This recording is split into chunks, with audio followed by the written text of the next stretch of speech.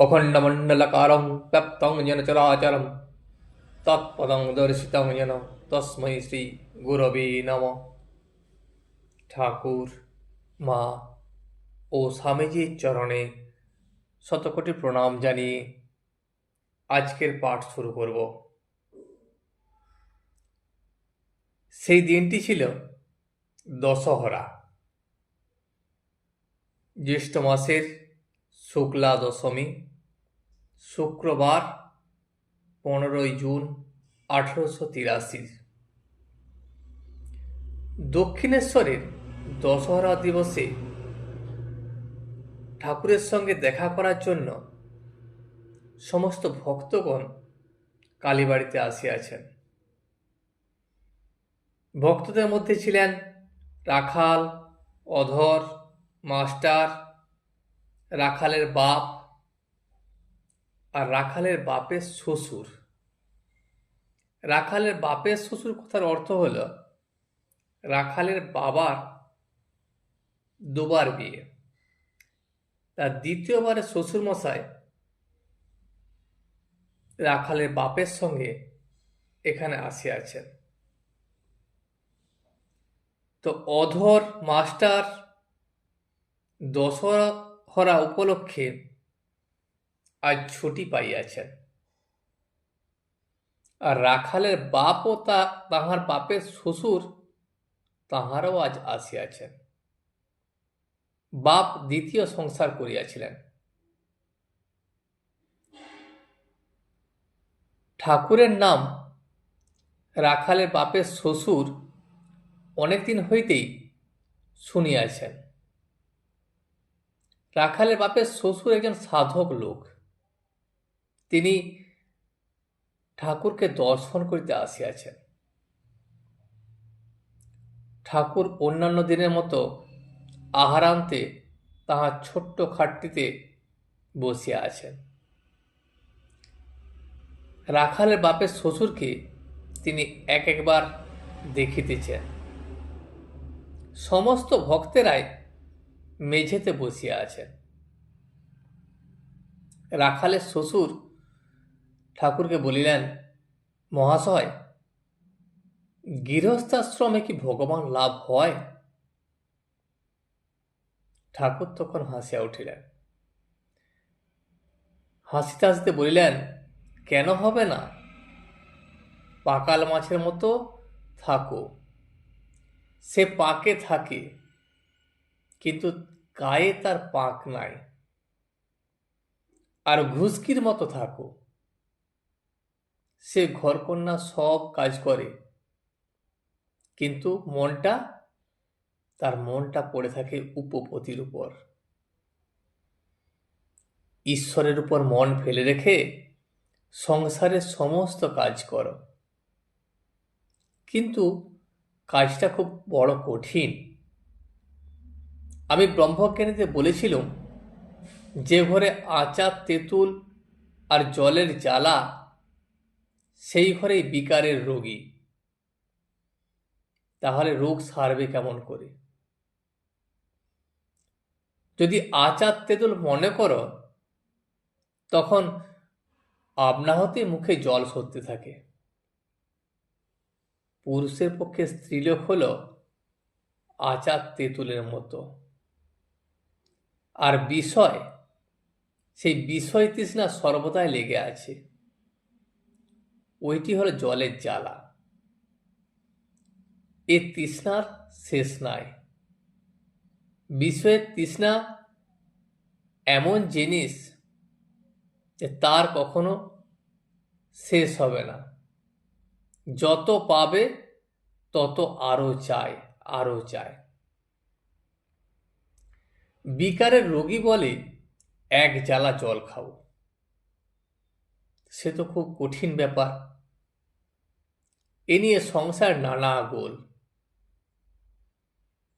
এদিকে যাবি, কুঁস্তা ফেলে মারব। ওদিকে যাবি, ঝাঁটা ফেলে মারব। এদিকে যাবি তো জুতো ফেলে মারব। আর নির্জনে না হলে ভগবান চিন্তা হয় না। সোনা গলিয়ে গয়না গড়াবো, তা যদি গলাবার সময় 5বার ডাকে, তাহলে সোনা গলানো হয় কেমন করে? আবার চাল কাঁটছো, একলা বসে কাঁটতে হয়, একবার চাল হাতে করে তুলে দেখতে হয় কেমন সাফ হলো। কাঁটতে কাঁটতে যদি 5বার ডাকবে, তাহলে কি আর ভালো কাঁড়া হয়? একজন ভক্ত ঠাকুরকে জিজ্ঞাসা করিলেন, মহাশয়, তাহলে এখন উপায় কি? আমরা তো সংসারী লোক, সংসারের মধ্যে আমাদের থাকতে হয়, তাহলে এসব থেকে বেরিয়ে আসার উপায় কি? আমরা কি তাহলে ঈশ্বর সাধনা করব না? যদি ঈশ্বর সাধনা আমাদের করতেই হয়, তাহলে তার উপায় বলে দিন। ঠাকুর তখন বললেন, উপায় আছে। যদি তীব্র বৈরাগ্য হয়, তাহলেই হয়। যেটা মিথ্যা বলে জেনেছি, তৎক্ষণাৎ রোগ করে সেটা ত্যাগ করো। এমন জেদ থাকবে মনে মনে যে সেটা আর কখনো গ্রহণ করবে না, কারণ তুমি জানো সেটা মিথ্যা জিনিস। যখন আমার ভারী ব্যায়াম হয়েছিল, তখন আমাকে গঙ্গাপ্রসাদ সেনের কাছে লয়ে গেল। গঙ্গাপ্রসাদ বললে স্বর্ণ পটপটি খেতে হবে, আর স্বর্ণ পটপটি যদি খাওয়া হয়, তাহলে জল খেতে পারা যাবে না, শুধু বেদনার রস খেতে পারে। তখন সকলে মনে করলে, যদি জল না খায় তাহলে আমি থাকবো কেমন করে? আমি তখন রোগ করলাম, আর জলই খাবো না। যেমন পরমহংস, আমি তো পাতি হাঁস নই, আমি রাজহাঁস, তাই দুধটা খাবো, জল খাবো না। কিছুদিন নির্জনে থাকতে হয়, নির্জনে থেকে সাধন করতে হয়। তারপর যখন বুড়ি ছুঁয়ে ফেললে, তখন আর কোনো ভয় থাকে না। ঈশ্বরের সাক্ষাৎ যদি একবার পাও, তাহলে আর কোনো ভয় থাকবে না। যদি শোনা হলে, তারপরে সে তাকে যেখানেই রাখো, সে সেখানেই থাকবে, তার কোনো ক্ষতি হবে না। সেই জন্য নির্জনে থেকে যদি ভক্তি লাভ হয়, যদি ভগবান লাভ হয়, তাহলে সংসারেও থাকা যায়। ঠাকুর রাখালের বাপকে বলিলেন, তাই তো ছোকরাদের এখানে থাকতে বলি, কেননা এখানে দিন কতক থাকলে তবে ভগবানে ভক্তি হবে, তখন বেশ সংসারে গিয়ে থাকতে পারবে, তখন আর কোনো চিন্তা থাকবে না। একজন ভক্ত আবার ঠাকুরকে জিজ্ঞাসা করিলেন, ঈশ্বর যদি সবই করছেন, তবে ভালো মন্দ, পাপ পুণ্য এসব বলে কেন? সবই তো ঈশ্বরই করছেন, ভালো করলেও ঈশ্বর, আবার খারাপ করলেও ঈশ্বর, তা পাপও তো তার ইচ্ছাতেই হয়। রাখালের বাপের শ্বশুর তখন বললেন, তার ইচ্ছা সেটা আমরা বুঝবো কেমন করে? তো গ্রেট ফার্স্ট কাউন্সিলিস্ট আন্ডারস্টুড, পোপ বলেছিলেন। ঠাকুর তখন বললেন, পাপ পুণ্য আছে, কিন্তু তিনি নিজে নির্লিপ্ত। বায়ুতে সুগন্ধ দুর্গন্ধ সব রকমই থাকে, কিন্তু বায়ু সে নিজে নির্লিপ্ত থাকে, তার গন্ধ কখনো সুগন্ধ হয় না, আর দুর্গন্ধ হয় না, সে যেমন তেমনই। ঠিক সেই রকম ঈশ্বরও নির্লিপ্তভাবে থাকেন। পাপ পুণ্য সবই হয়, কিন্তু তিনি তার মধ্যে থাকেন না।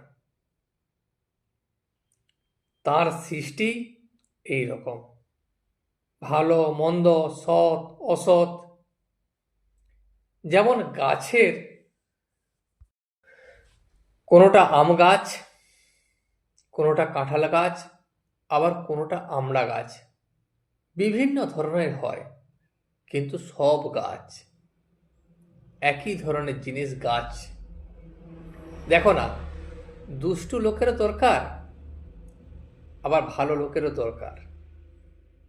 যে তালুকের প্রজারা দুর্দান্ত, খুব খারাপ, সে তালুকে একটা দুষ্টু লোককে পাঠাতে হয়,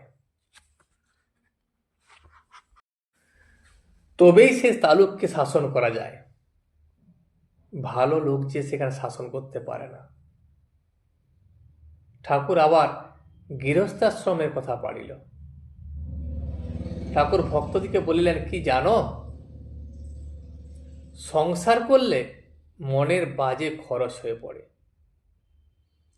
এই বাজে খরচ হওয়ার দরুন মনের যা ক্ষতি হয়, সে ক্ষতি আবার পূরণ হয় যদি কেউ সন্ন্যাস করে। বাপ প্রথম জন্ম দেন, তারপর দ্বিতীয় জন্ম হয় উপনয়নের সময়, আরও একবার জন্ম হয় কখন জানো? যখন সন্ন্যাস হয়, সন্ন্যাসের সময়।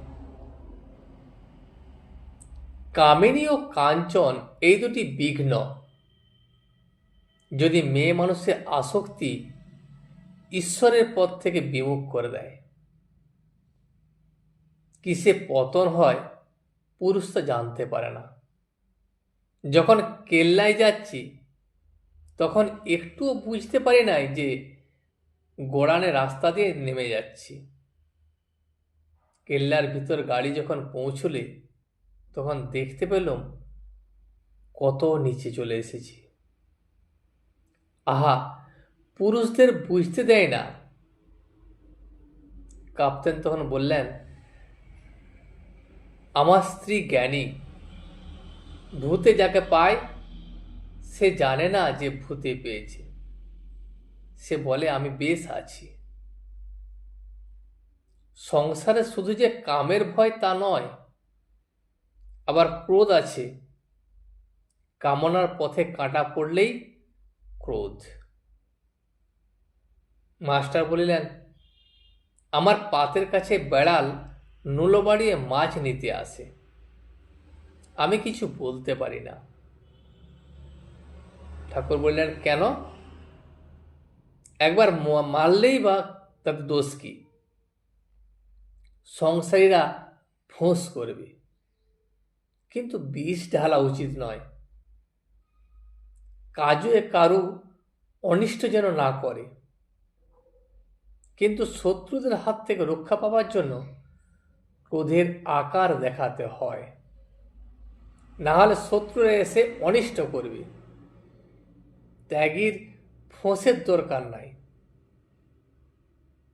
একজন ভক্ত জিজ্ঞাসা করিলেন, মহাশয়, সংসারে তাকে পাওয়া বড়ই কঠিন দেখছি, কটা লোক ওরকম হতে পারবে?